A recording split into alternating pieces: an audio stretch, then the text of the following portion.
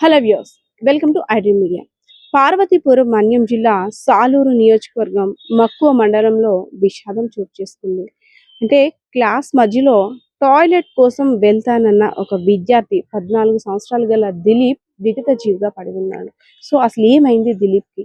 పొద్దున్న తల్లి సన్యాసమ్మ, అదేవిధంగా తండ్రి ఆదినారాయణ కొడుకుని స్కూల్కి వెళ్ళమని సాగనంపారు. కానీ సాయంత్రం ఇంటికి వచ్చేసరికి కొడుకు ప్రాణాలతో లేడు, ప్రాణాపాయ స్థితిలో ఉన్నాడని ఫోన్ రాగానే హుటాహుట్న సాలూరు ఆసుపత్రికి వెళ్ళిన ఆ తల్లిదండ్రులకి నిరాశ మిగిలింది. ఎందుకంటే ప్రాణం లేనటువంటి ఆ కొడుకుని చూసి ఒక్కసారిగా కుప్పకూలిపోయారు.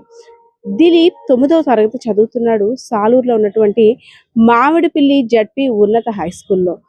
మధ్యాహ్నం అయ్యేసరికి కరెక్ట్గా 12 గంటల సమయంలో టాయిలెట్కి వెళ్తానని టీచర్స్ని అడిగాడు. సో గేట్ మూస్తుంది కాబట్టి గోడ దూకి వెళ్ళి అవతల గేట్ ముందంతా కూడా కాస్త షాప్స్ ఉన్నాయని సిగ్గుపడి గోడ దూకి అవతల తొందరగా పని కానిచ్చుకొని వచ్చేద్దామని ముగ్గురు విద్యార్థులతో పాటు అవతలకి గోడ దూకాడు.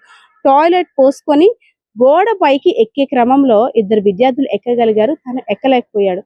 సో క్లాస్కి టైం అయిపోతుంది, సార్ కూడా తక్కువ టైమే పర్మిషన్ ఇచ్చారు కాబట్టి ఏదో విధంగా గోడ దూకి క్లాస్లోకి వెళ్ళిపోవాలనే ఆతృతతో అక్కడ ఉన్నటువంటి స్తంభాన్ని పట్టుకొని ఎక్కేందుకు ప్రయత్నించాడు. అయితే అప్పటికే స్తంభానికి పక్కన అరటి తోటలకు సంబంధించినటువంటి ఒక కరెంట్ మీటర్ బోర్డుకి సంబంధించినటువంటి కరెంట్ అంతా కూడా ఆ పోల్కి పాస్ అవుతుంది. అది గమనించలేనటువంటి ఆ దిలీప్ అనే విద్యార్థి అది పట్టుకొని ఒక్కసారిగా కిందకి కుప్పకూలిపోయాడు.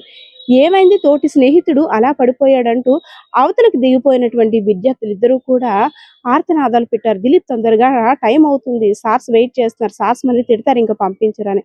కానీ అక్కడ స్పృహ తప్పి పడిపోయినటువంటి దిలీప్ని వారు గమనించలేకపోయారు. కరెంట్ షాక్ కొట్టిందని కనీసం వారికి అవగాహన కూడా లేకుండా అయిపోయింది.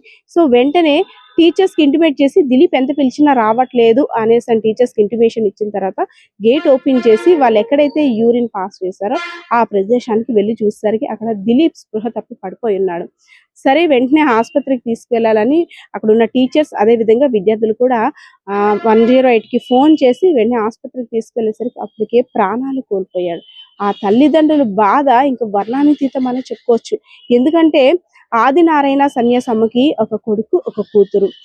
కొడుకు మీద చాలా ఆశలు పెట్టుకున్నారు. పెద్ద అయిన తర్వాత ఒక మంచి ఉద్యోగం చేసి మాకు మంచిగా చూసుకుంటాడు, మా భవిష్యత్తును అంతా కూడా ఇంకా తన చేతుల్లోనే పెడతాము, ఒక పెద్ద ఆఫీసర్గా వస్తాడు అనేసి చాలా ఆశలు పెట్టుకొని రోజు కూడా కొడుకుతో ముచ్చట్లు ఇవేనంట. నాన్న నువ్వు పెద్ద అయిన తర్వాత నన్ను ఎక్కడికి తీసుకెళ్తావు, నాకు ఎలాంటి చీర కొంటావు, అలాంటి ముచ్చట్లు ఆడుకుంటూ కూడా తల్లి రోజు మురిసిపోయేదంట. అలానే శనివారం కూడా కొడుకుని పొద్దున్న స్కూల్కి సాగనంపి వారు పొలం పనులకు సంబంధించి వ్యవసాయం చేసుకోవడానికి వెళ్ళిపోయారు.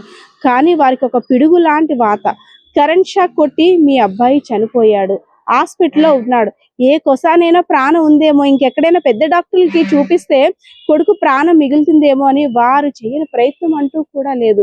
సో ఎప్పుడైతే వైద్యులు అబ్బాయి చనిపోయినట్టు ధృవీకరించారో వెంటనే అక్కడ ఇద్దరు తల్లిదండ్రులు కూడా కుప్పకూలిపోయారు. మేము ఇంకెవరి కోసం బ్రతకాలి, మా ఆశలన్నీ కూడా నీ మీద పెట్టుకొని బ్రతుకుతున్నాం, సో పెద్దోడు అవుతావు, మా బరువు బాధ్యతలు మోస్తావు, అక్కకి పెళ్లి చేసి పంపిస్తావు అని అనుకున్నాం. కానీ ఇప్పుడు నిన్ను చావు డప్పులు మేళాలతో నీకు నీ తండ్రి తలకొరుగు పెట్టాల్సిన పరిస్థితి ఎందుకు దాపురించిన దేవుడా అంటూ ఆ తల్లి అక్కడ సొమ్మసిల్లు పడిపోయింది. అందరూ కూడా ఎంత చెప్పినా నా కొడుకు చనిపోయాడని మాట వినడానికి కూడా ఆ తల్లి అసలు ఒప్పుకోవటం లేదు. సో ఆ చనిపోయినటువంటి కొడుకును పట్టుకొని ఇంటికి వెళ్ళడానికి అసలు ఎంతలా ఆమె రోధించిందంటే, నేను ఇంకా ఇంటికి వెళ్ళను, నా కొడుకుతున్నట్టుగా నేను కూడా చనిపోతానంటూ కూడా కొడుకు గుండెల మీద పడి, కొడుకా లేరా, ఒక్కసారి అమ్మని చూడరా, కొడుకా నీ కోసం వచ్చానురా, నీకేమి అవ్వదు, నీకు ఏ కష్టం వచ్చినా నేను ఇంకా చూసుకుంటాను, స్కూల్కి కూడా ఇంకా వెళ్ళొద్దు, ఇంటి దగ్గర మనం ఆడుకుందాం అంటూ కూడా ఆ కొడుకును పట్టి లేపుతుంటే మా తల్లికి అంటే అయోమయ పరిస్థితిలో ఉండిపోయింది. కొడుకు ఇంకా మరణించాడు, కానరాని లోకాలకు వెళ్ళిపోయాడు, మరి తిరిగి రాడు నా కొడుకే, నా తల్లి జీర్ణించుకోలేని పరిస్థితి అక్కడ అందరినీ కూడా కంట తడి పెట్టేలా చేసింది. సో ఏదైతేనే పొద్దున్న నవ్వుతూ స్కూల్కి వెళ్ళినటువంటి విద్యార్థి దిలీప్ సాయంత్రం వచ్చేసరికి విగత జీవిగా వచ్చాడు. సో ఆ తల్లిదండ్రులకి గర్భ శోకాన్ని మిగిల్చాడు. అదే విధంగా జరిగిన సంఘటనపై పోలీసులు కూడా విచారణ చేపడుతున్నారు. ఆ బోర్డు కరెంట్‌కి సంబంధించి అసలు ఎందుకు అక్కడికక్కడ కరెంట్ పాస్ అయింది? ముందుగా ఎందుకు విద్యాశాఖకు సంబంధించిన అధికారులు ఎవరు కూడా గుర్తించలేకపోయారు? అనేక కోణాల్లో కూడా దర్యాప్తు చేస్తున్నారు. ఏదైతేనేం ఆ తల్లిదండ్రులకి ఇద్దరికి కూడా కొడుకు మృతి చెందడంతో తీరని లోటని చెప్పుకోవచ్చు. కెమెరా పర్సన్ బాలకృష్ణతో పద్మ, ఐడ్రీమ్ మీడియా, పార్వతీపురం మన్యం జిల్లా.